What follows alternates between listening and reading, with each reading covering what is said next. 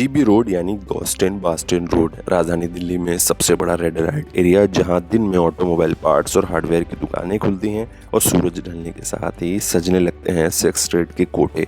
इसका नाम सन 1965 में बदलकर स्वामी श्रद्धानंद मार्ग कर दिया गया था। इस इलाके का भी अपना इतिहास है।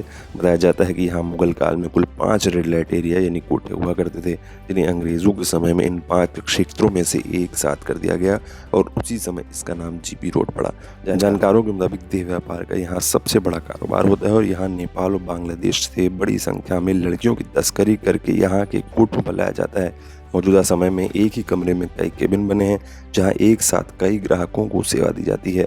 यहाँ हर रोज देश के कोने कोने से लड़कियाँ लाई जाती हैं। ज़्यादातर को इस धंधे में जबरन डाला जाता है। हर रोज़ यहाँ महिलाओं की कितनी तस्करी होती है इसका कोई आंकड़ा नहीं है, पर यकीनन ये आंकड़ा बहुत ज़्यादा है। कभी शादी के चक्कर में, तो कभी अच्छी जॉब, बढ़िया भविष्य, तो कभी ताजमहल दिखाने के वादे पर ये लड़कियां यहाँ लाई जाती हैं।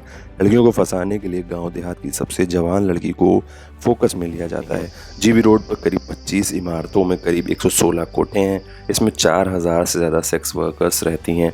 हालत ये है कि अपनी पीड़ा को बताने के लिए भी उनके साथ नहीं है।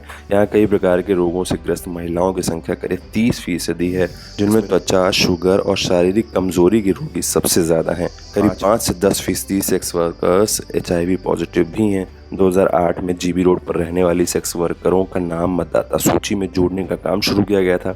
2008 में तकरीबन 1500 महिलाओं का मतदाता पहचान पत्र बना था और उन्होंने पहली बार 2008 के चुनाव में मतदान भी किया था।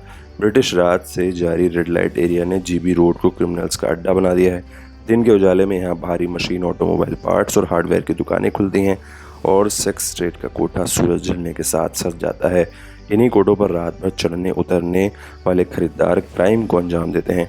इन सब घटनाओं को देखते हुए सुप्रीम कोर्ट ने संविधान की धारा 21 जो जीने का अधिकार देती है, उसके तहत केंद्र सरकार को सेक्स वर्कर्स को सशक्त करने के लिए योजनाएं बनाने का आदेश दिया था। अदालत ने अपने आदेश में कहा था कि उन योजनाओं के तहत उन्हें वोकेशनल ट्रेनिंग देने के साथ साथ रोजगार देने की व्यवस्था हो। सुप्रीम कोर्ट ने केंद्र सरकार से कहा था कि अगर वो देह व्यापार पर नियंत्रण नहीं कर सकती है तो उसे कानूनी दर्जा दे दे।